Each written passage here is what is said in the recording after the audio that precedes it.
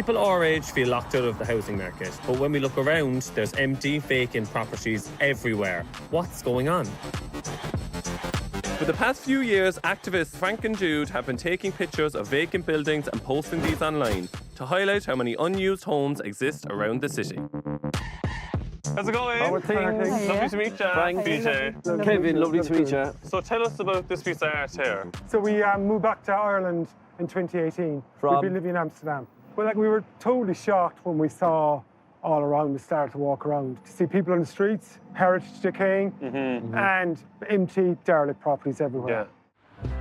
Houses can become vacant for lots of reasons, from probate to expensive disrepair to a lack of motivation from owners to do something with them. On June the 24th, 2020, we decided to start a social media campaign. Every day for a whole year, we would share a different derelict property in the city. And did you have enough? 700 guys within 2 kilometres of the city centre. And we stopped counting at 700. Ah, go away, really? Where we live, up by Shandon, Okay.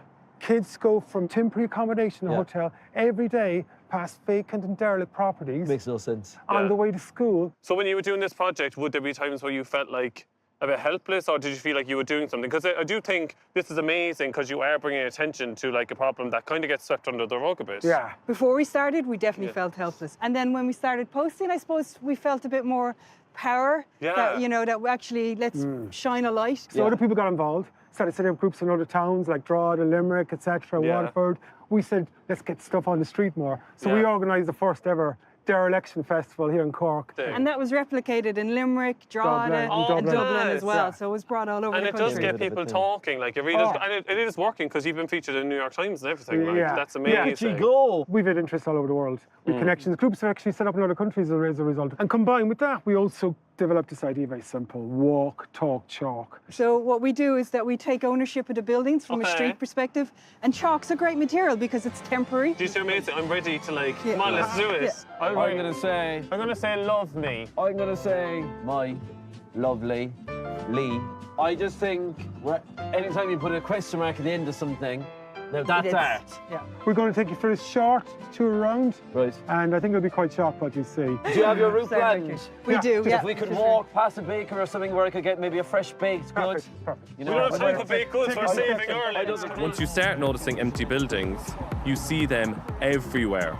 Now, I used to teach dance classes in the dance studio on the bottom floor. Oh, in here? Yeah. All right. Yeah, it used to be brilliant. What a waste, it's gorgeous Again, building. creative space. Are we allowed to ride on that one? We can ride on them can all. ride on any It's of solely them, can you? chalk. Sorry. The yellow is a good choice up against the red paint. I'm loving asking questions like you said.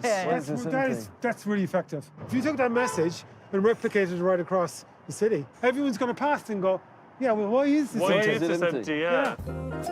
Under the Derelict Sites Act 1990, a building is not considered legally derelict unless it has been registered by the local council on the Derelict Register site. Derelict is more than just empty. It means structurally unsound. Once registered as derelict, councils can pursue owners of derelict sites for fees and levies.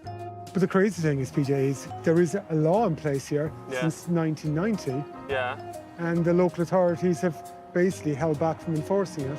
They're supposed to be taxed on it. They're supposed to be taxed. A 7% tax on derelict properties. And they're going your grand. But it's not registered as derelict. When we started, it was 95 properties is all the council had registered as derelict. And when we came out with 700 originally, it was like, oh my God, that's not the case. Yeah. But this year, was it last year, sorry?